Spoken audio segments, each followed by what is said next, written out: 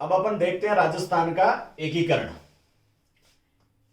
यानी राजस्थान का एकीकरण है वो किस तरह से हुआ, इसकी क्या भूमिका थी, और राजस्थान का एकीकरण है वो कितने चरणों में हुआ, किस चरण में कौन कौन सा जो प्रोविंस है यानी कौन सा भाग और कौन सा राज्य और कौन सा केंद्र शासित प्रदेश है वो मिला, और आखिर में जाके और वर्तमान स्वरूप कब आया, ये सब चीजें अपन इस पाठ के अंदर, इस पाठ को जनरली इस तरह से अपन याद करें कि इसको बार बार नहीं पढ़ना पड़े, ऐसी कोशिश करेंगे, कुछ ऐसी ट्रिक्स बना के। तो देखिए, जैसे ही भारत आजाद होने वाला था, तो भारत आजाद होने की जो पहली हवा है वो तब मिली जब ब्रिटेन के अंदर लेबर पार्टी की सरकार बनी और एटली नाम के प्रधानमंत्री बने।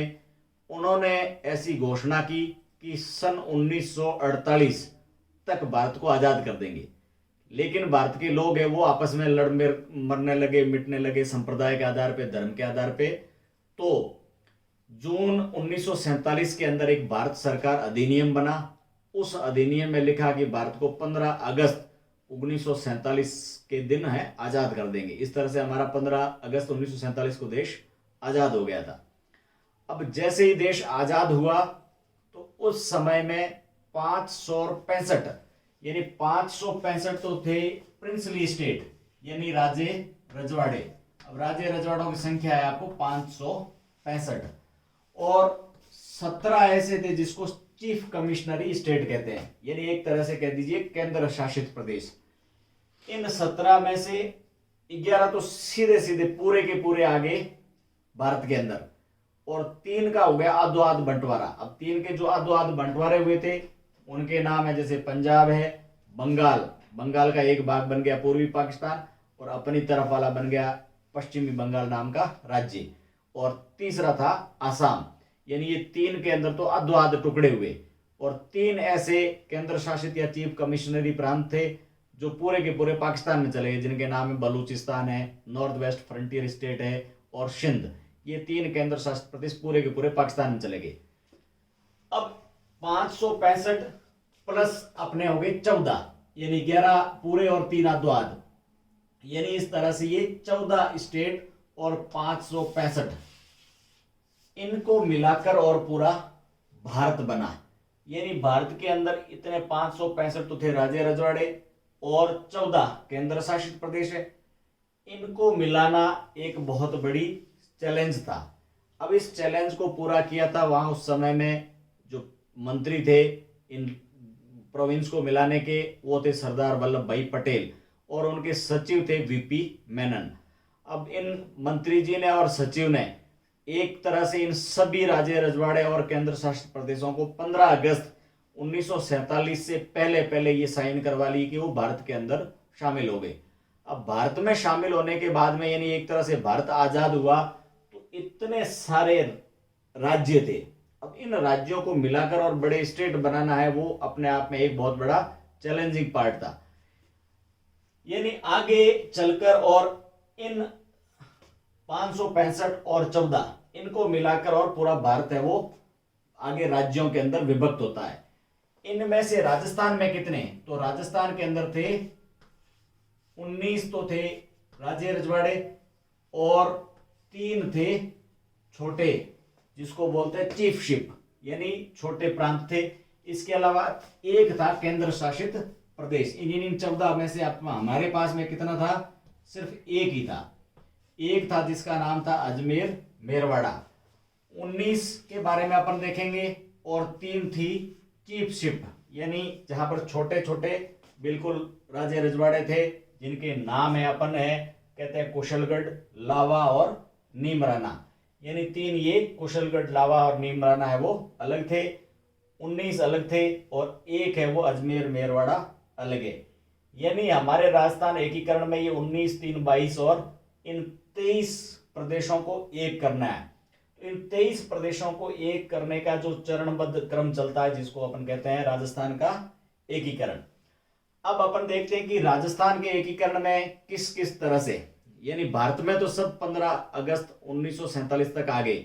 अब राजस्थान का एकीकरण कब होगा, तो राजस्थान के एकीकरण का जो पहला चरण है वो पहला चरण शुरू होता है 18 मार्च 1948 को, यानी ये पहले चरण की बात कर रहे हैं अपन, 18 मार्च 1948 को।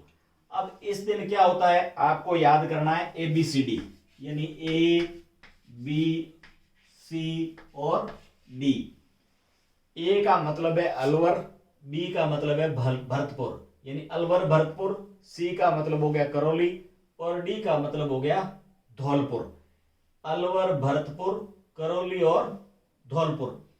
अलवर के अंदर अपन जानते हैं आज की तारीख में भी नीमराना, ये एक बड़ी औद्योगिक सिटी है, और नीमराना उस समय क्या था, चीफ शिप, यानी एक छोटा प्रदेश था नीमराना। ये नीमराना अलवर के साथ ही था तो साथ ही चलेगा। इस तरह से ABCD और अलवर का नीमराना, ये पांचों मिलकर और एक संघ बनाते हैं 18 मार्च 1948 को, और इस संघ का नाम है मत्स्य संघ, यानी इस संघ का नाम क्या हुआ, मत्स्य संघ। अब मत्स्य संघ के अंदर क्या होता है, सबसे पहले आके इसका मत्स्य संघ का उद्घाटन होता है, और उद्घाटन करते हैं VN गाडगिल, यानी उद्घाटन करने वाले का नाम क्या है, तो VN गाडगिल। ये VN गाडगिल आके और उद्घाटन करते हैं। फिर इनकी राजधानी क्या होगी, तो राजधानी का नाम है अलवर, यानी मत्स्य संघ जो बना था उसकी राजधानी क्या थी, अलवर। अब इसको प्रधानमंत्री, यानी उस समय जो संघ बनते थे राजे महाराजाओं के लिए प्रधानमंत्री और राजा महाराजाओं के लिए राज प्रमुख, ये पद तय किए थे। तो यहां पर जो प्रधानमंत्री बने थे लोकतांत्रिक नेता बनेंगे, और उनका नाम था शोभाराम कुमावत। शोभाराम कुमावत, यानी शोभाराम जी कुमावत है, ये प्रधानमंत्री बन गए। तो राज प्रमुख, यानी एक तरह से जो राज्यपाल है, और प्रधानमंत्री इक्वल टू वर्तमान में जो मुख्यमंत्री है। तो राज प्रमुख कौन बनेंगे, तो राज प्रमुख बनाया धौलपुर के महाराजा उदय भान सिंह। उदय भान सिंह, इनको बना दिया राज प्रमुख। अब इसके बाद में जब प्रधानमंत्री बन गया, राज प्रमुख बन गया, तो कुछ मंत्री भी होंगे साथ में। कुछ मंत्रियों के ऐसे नाम है जो स्वतंत्रता सेनानियों के नाम है, उनके नाम है जैसे गोपीलाल यादव, और गोपीलाल यादव के साथ में जैसे डॉक्टर मंगल सिंह थे धौलपुर के रहने वाले। इसी तरह से चिरंजी लाल थे करौली के रहने वाले। इस तरह से कुछ मंत्रियों को भी शपथ दिलाई गई, और इस तरह से ये पूरा का पूरा कहलाया मत्स्य संघ। हालांकि बाद में देखते हैं कि मत्स्य संघ में दो बड़े स्टेट जिनके नाम है भरतपुर और धौलपुर, ये भरतपुर और धौलपुर है वो राजस्थान की जाट शासकों की रियासतें हैं, और इन्होंने अपनी इच्छा प्रकट की कि ये वहां पर उत्तर प्रदेश के अंदर मिलना चाहते हैं, जबकि बाकी बचे अलवर और करौली, इन्होंने कहा कि हम राजस्थान के अंदर मिलना चाहते हैं।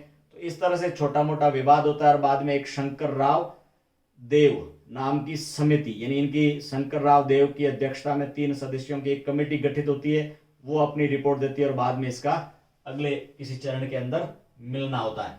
तब तक ये मत्स्य संघ है वो अकेला ही रहेगा।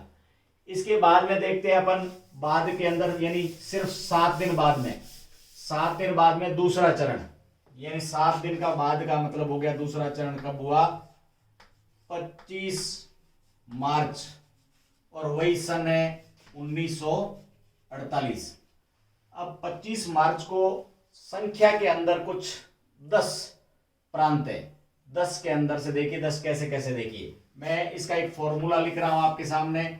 जैसे एक कोई शाही का मतलब राजशाही, शाही किस्म के बाबूजी है, यानी शाही बाबू, जो जिसके पहनने के लिए कोट है और कोट के ऊपर टोपी है, यानी इतने स्टैंडर्ड है, लेकिन काम कर रहे हैं साफ सफाई का, यानी झाड़ू निकाल रहे हैं, और साथ में थोड़े थोड़े सुबक के रो रहे हैं, यानी राजस्थानी में बोलते हैं इसको कूकना। अब देखिए शाही का मतलब तो हो गया शाहपुरा, बा का मतलब बांसवाड़ा, बू का मतलब बूंदी, कोट का मतलब कोटा, टो का मतलब टोंक, पी का मतलब प्रतापगढ़, झा का मतलब झालावाड़, डू का मतलब झाड़ू का मतलब डूंगरपुर, कु का मतलब कुशलगढ़ यानी कुशलगढ़ जो चीफ शिप थी, और की का मतलब किशनगढ़। किशनगढ़ अपने आप में एक रियासत थी। इस तरह से ये 10 चीजें, जिसमें कुशलगढ़ है वो चीफ शिप है और बाकी 9 है वो बड़े रजवाड़े हैं। ये मिलाकर 10 चीजें मिलके और जो चीज बनती है उसका नाम है पूर्वी राजस्थान। अब पूर्वी राजस्थान के अंदर उदयपुर आने वाला था, लेकिन अपन जानते हैं कि उदयपुर अपने आप में एक भारत के अंदर सबसे स्वाभिमान रखने वाली रियासत है। अगर उन्होंने मुगलों से भी कोई संधि की तो शर्तें हमेशा है वो उदयपुर के यानी मेवाड़ के शासकों की मानी जाती थी। यानी उदयपुर का स्वाभिमान अलग था।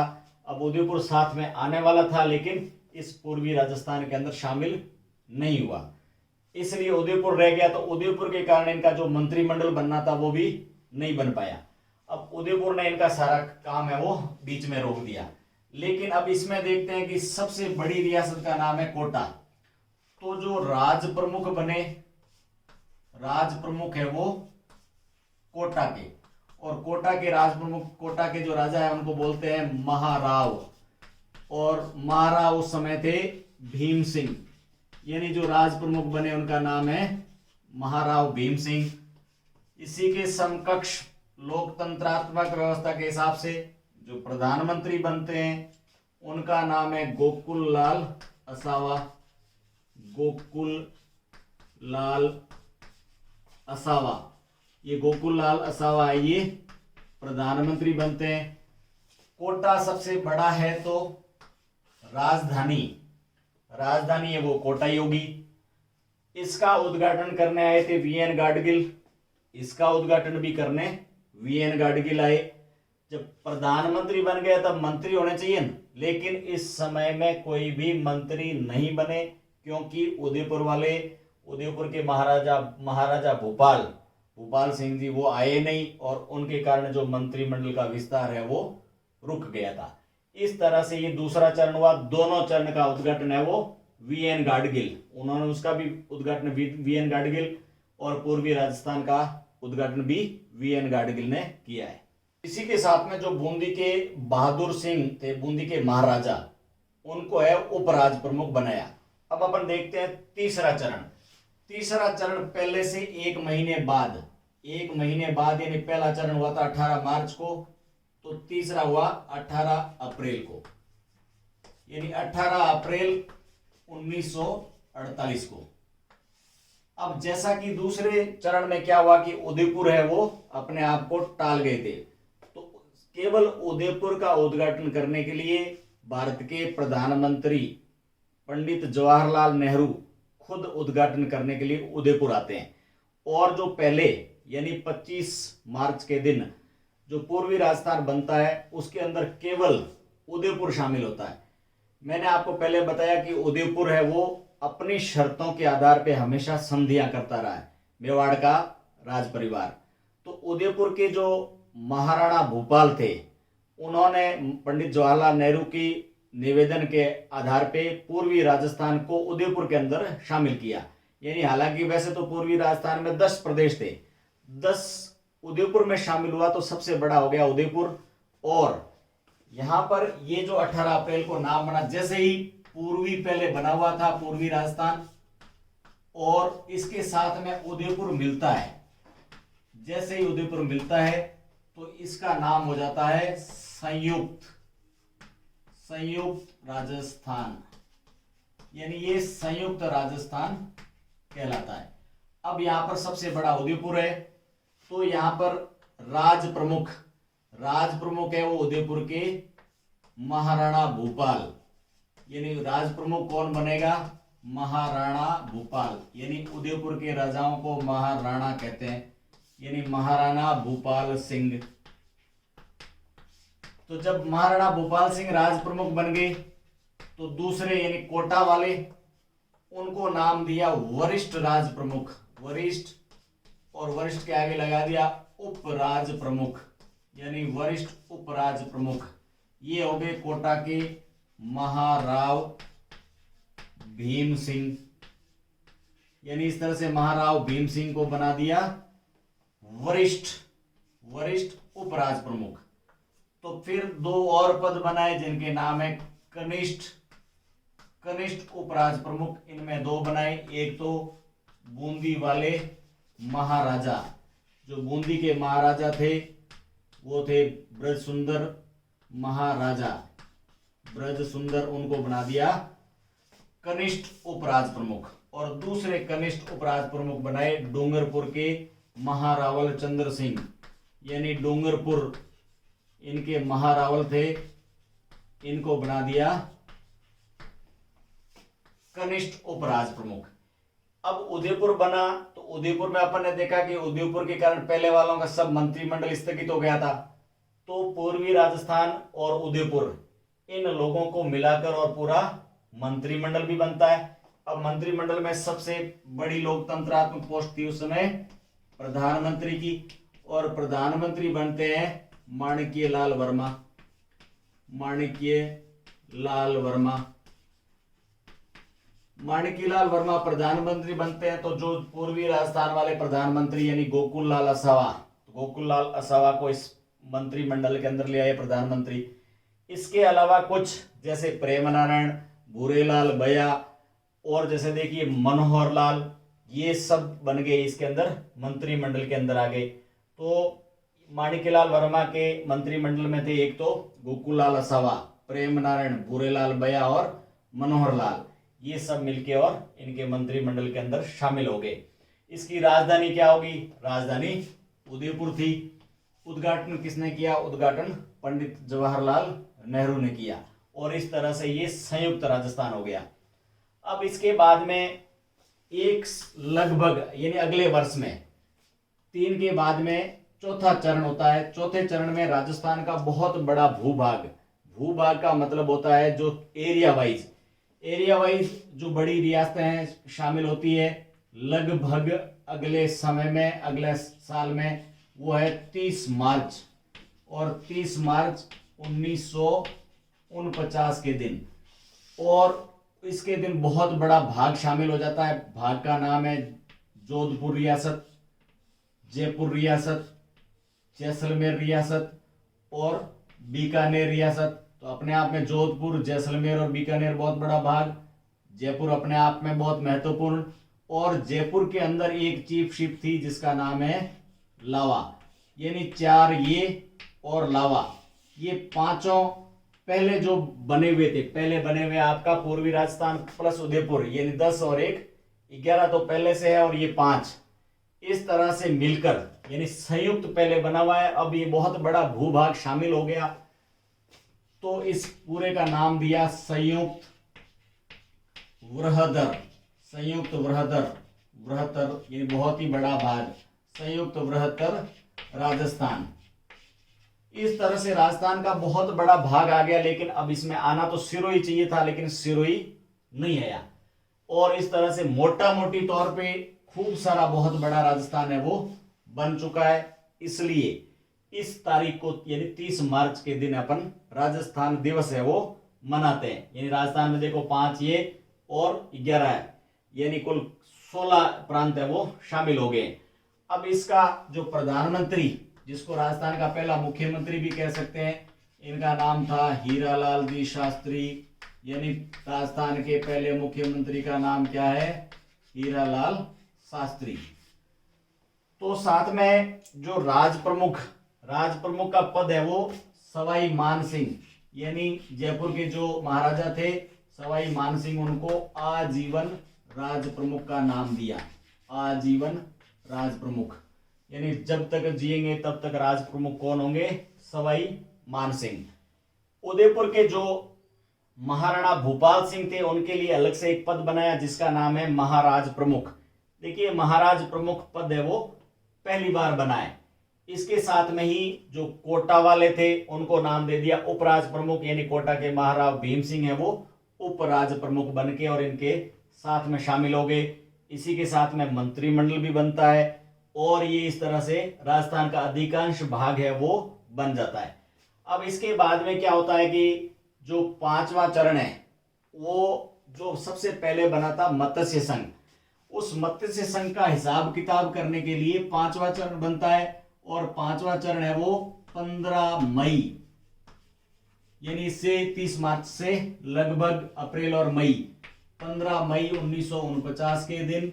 और एक कमेटी होती है, उस कमेटी का नाम है शंकर राव देव।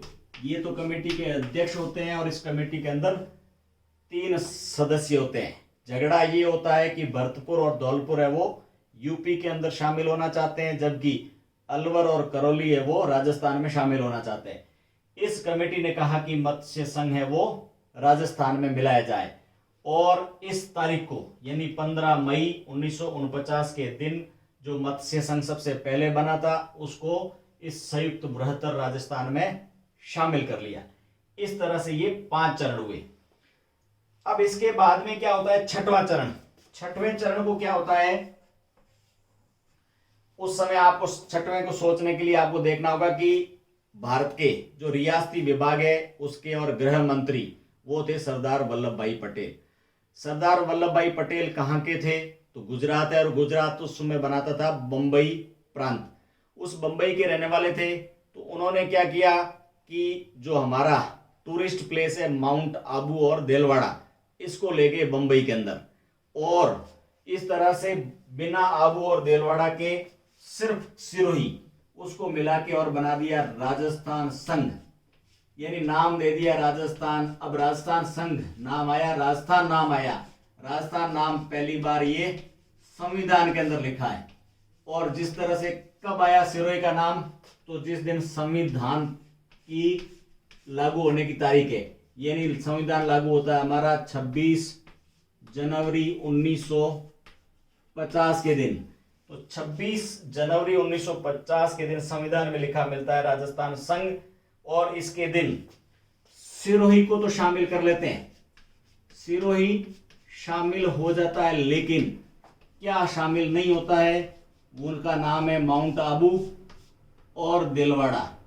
यानी माउंट आबू और देलवाड़ा को सरदार वल्लभ भाई पटेल है वो अपने प्रांत यानी बंबई प्रांत के अंदर ले गए।